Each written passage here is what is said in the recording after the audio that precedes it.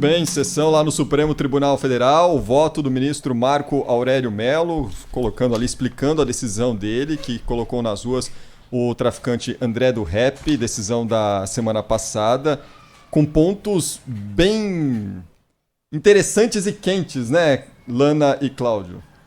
Eu achei bem polêmico, né, Cláudio? Pois é, essa questão levantada pelo ministro Gilmar Mendes, aliás, o voto do ministro Gilmar Mendes, que aula, hein? Foi uma verdadeira aula. Acho que de todos os votos foi o mais esclarecedor sobre esse assunto. Eu achei, de fato, um voto extraordinário. O ministro Gilmar Mendes tocou nessa questão exatamente como que é uma preocupação de todos, né? Hoje pela manhã, inclusive, o nosso colega Pedro Campos, que é advogado e é um estudioso aí das artes da justiça, né, e das letras também, ele manifestava essa preocupação, muito embora ele seja um crítico contundente da decisão do ministro Marco Aurélio.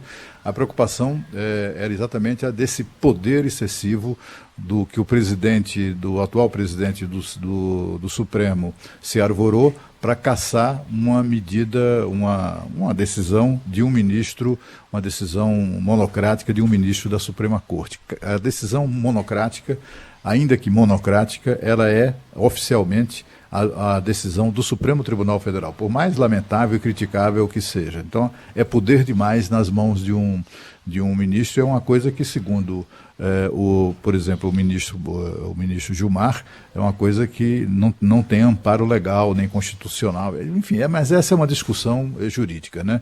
O que ficou patente para todo mundo é que foi um erro, né? Foi um erro terrível essa decisão de soltar o traficante, que sabia que ele faria exatamente o que fez, né?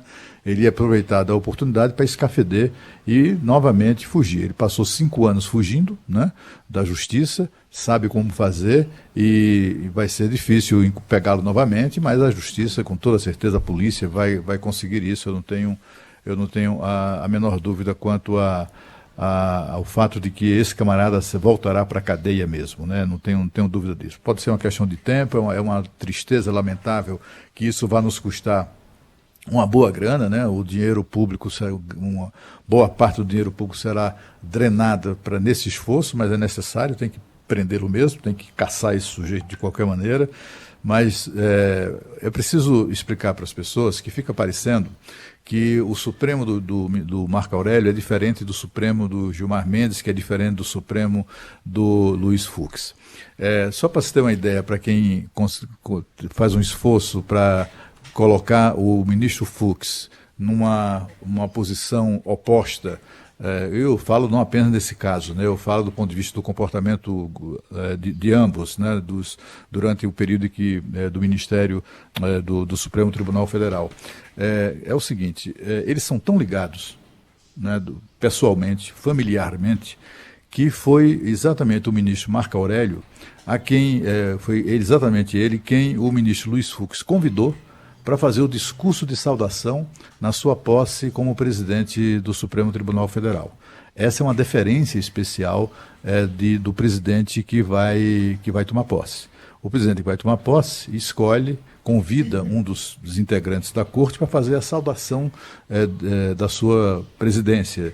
Aí foi o que o Marco Aurélio fez na ocasião, agora, recentemente, né, na posse do Fux, elencando todas as qualidades do ministro, etc. e tal, destacando muitos elogios, aquela coisa toda. Antes disso, só para se ter também uma ideia de como são ligados, ambos são cariocas, e o ministro Marco Aurélio era presidente, eu até dei uma nota na minha coluna esses dias sobre isso, explicando essa situação. O ministro Marco Aurélio era presidente do Supremo Tribunal Federal quando o Luiz Fux era magistrado no Rio de Janeiro, candidato a uma vaga no Superior Tribunal de Justiça. O principal cabo eleitoral de Fux para virar ministro do Superior Tribunal de Justiça, o STJ, foi exatamente o ministro Marco Aurélio. Foi ele quem fez o Fux ministro do STJ e foi dali, do STJ, que o Fux saiu para ser nomeado ministro do Supremo. Então, assim, eles são muito ligados. Houve aí essa divergência, a divergência é clara, né? Os dois acabaram trocando ali, não se pode dizer que trocaram amabilidades, né? A gente assistiu agora há pouco o ministro Marco Aurélio comparando o gesto do ministro Luiz Fux ao de um tirano, né, de um autoritário, etc. e tal, foi uma intervenção muito dura do ministro Marco Aurélio, que também, desde ontem, que houve desaforos, né, dos seus colegas e também da imprensa e tal, em relação à sua decisão. Mas ninguém se engane achando que essa briga ou essa divergência revelam ministros de posições ou de comportamentos completamente antagônicos. O ministro Fux, ontem no voto, ontem não teve bastidores do poder, ontem o ministro Fux falou: muito mais do que 11 juízes, somos um só tribunal. Ele disse excepcionalidade 5 vezes, só pelo que eu contei. Aliás, eu estava esperando contar ao ministro Marco Aurélio hoje quantas vezes ele diria tempos estranhos, que é o bordão que ele usa, né? Tempos estranhos. Mas não veio. O que o ministro Marco Aurélio diz hoje, em resposta, basicamente, sem se ater ao mérito muito sobre a decisão que ele tomou do habeas corpus, ele fala muito, as palavras fortes são superpoder do ministro Fux para derrubar o habeas corpus dele. Amanhã, ele poderá cassar decisões de outros colegas. Superministro, todo-poderoso, autoritário. Então, foi um voto muito forte do ministro Marco Aurélio. Ele reclama abertamente. E aí o ministro Fux pede a palavra para dar resposta antes de encaminhar para o ministro Alexandre de Moraes e se defende ali, fala em nome da nossa amizade, da nobreza, do respeito. Quer dizer, o senhor não concorda comigo, mas vamos lá, né? Temos aqui um 9-0. Então, antes de proferir o último voto, deve ser um 9-1 ali, né? A gente está acostumado a assistir o ministro Marco Aurélio isolado, assim, muitas vezes em votos em que ele defende a posição dele, contrária à da maioria. Isso não é surpresa no Supremo Tribunal Federal. Achei surpreendente o ministro Marco Aurélio dizer que não se sentiu enganado pelo paciente. O paciente, nesse caso, o habeas corpus é para um paciente, é um termo da justiça, né? Então, quem entra com um pedido de habeas corpus é um cidadão que ele chama, inclusive, André do Rep de cidadão, né? O que chama um pouco de atenção, porque ele diz que não se surpreendeu, não se sentiu enganado pela postura do paciente, que fugiu. Não foi isso que o ministro Marco Aurélio decidiu, Ele estava dizendo que a questão era de princípio, né? Portanto, ele não tem que avaliar se o paciente o enganou, etc. Foi o princípio baseado nas alegações da defesa. Agora, eu acho que o ministro Marco Aurélio foi injusto quando eu acho que é respeitável a tese dele, do ministro Gilmar, e tantas pessoas estão preocupadas com isso, com esse excesso de poder do ministro-presidente, de simplesmente chegar lá e tocar o terror, né? Simplesmente anular ou suspender uma decisão monocrática de outro ministro, né? O ministro Marco Aurélio falou, inclusive, que qualquer presidente do Supremo tem a função meramente de coordenar o trabalho de iguais. Ele não tem mais poder do que nenhum dos outros. Ele já disse isso antes, em outras ocasiões. Agora, eu achei que ele foi injusto, porque não é a primeira... Opa, travou aqui, ó, o som do Cláudio Humberto. A gente vai restabelecer a comunicação com ele. Eu só queria concluir o que eu estava dizendo. A ministra Carmen Lúcia, que votou hoje, já foi presidente do Supremo Tribunal Federal, né, há pouco tempo, e ela disse que, como presidente, ela não concorda com a ideia de que um ministro possa derrubar a liminar de outro. Esse mecanismo existe, mas para cortes superiores derrubarem de instâncias inferiores decisões liminares de alguns juízes.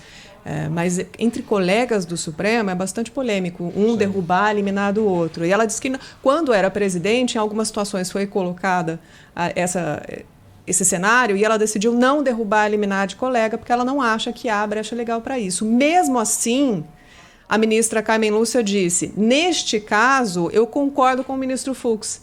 Por quê? Por 3 razões. Porque era realmente uma situação excepcionalíssima, com uma urgência qualificada e uma motivação que foi formalizada pelo pedido da Procuradoria-Geral da República. A gente vai lembrar que o ministro Fux deu a decisão dele no sábado, portanto no plantão, e aí ali a Procuradoria-Geral da República aponta com um certo atraso, afinal de contas a decisão foi ao longo da semana, né? Na própria sexta-feira a gente já tinha a decisão pronta, sim, né? Não tinha necessidade de demorar tanto, né? Mas tudo bem, enfim. A Procuradoria disse que aquilo levaria a uma quebra da ordem da segurança pública, que era importante agir rápido, E a ministra Carmen Lúcia, portanto, aponta esses motivos para dizer que era importante manter a decisão do ministro Fux e vota a favor dessa decisão. E aí o ponto polêmico, a gente às vezes fica na briga ali de um ministro pode derrubar, eliminar do outro, pode ou não pode, mas o ponto polêmico ali é o artigo 316 do Código de Processo Penal, que passou pelo Congresso Nacional e que considera uma prisão preventiva que tem mais de 90 dias automaticamente ilegal. E a ministra Carmen Lúcia falou, para mim, um dos pontos mais importantes e que deve ser o que eles vão modular ao final desses votos todos. Afinal, agora a gente já tem. Votando, né? Eles continuam a sessão. Olha lá, o placar está definido, mas agora, nesse momento, a ministra Rosa Weber está falando, eles devem estar decidindo modular como é que vai funcionar a aplicação desse artigo. É isso aí. Porque é esse o ponto polêmico. Outras prisões, você imagina se a Justiça, o Ministério Público, todo mundo esqueceu do André do Rep, que é um líder do PCC. Quantas pessoas não estão sendo esquecidas aí, que vão ter suas prisões automaticamente consideradas ilegais, que vão sair pela porta da frente do presídio? É isso aí. Se esquece do André do Rep, imagina quem não está sendo esquecido aí depois desse artigo 316. Então é importante ver se esse artigo vai ser aplicado automaticamente. Muitos ministros passaram por esse assunto ao longo dos votos. Esse é um ponto essencial da sessão de hoje do Supremo, e a ministra Carmen Lúcia disse que, para o entendimento dela, o que acontece depois dos 90 dias é que o preso ganha o direito de ter a sua prisão reavaliada, reexaminada pelo juiz, e que não ganha o direito de soltura de quem quer que seja, soltura automática. Esse é um ponto que preocupa e que eu acho que a gente tem que olhar com muito cuidado.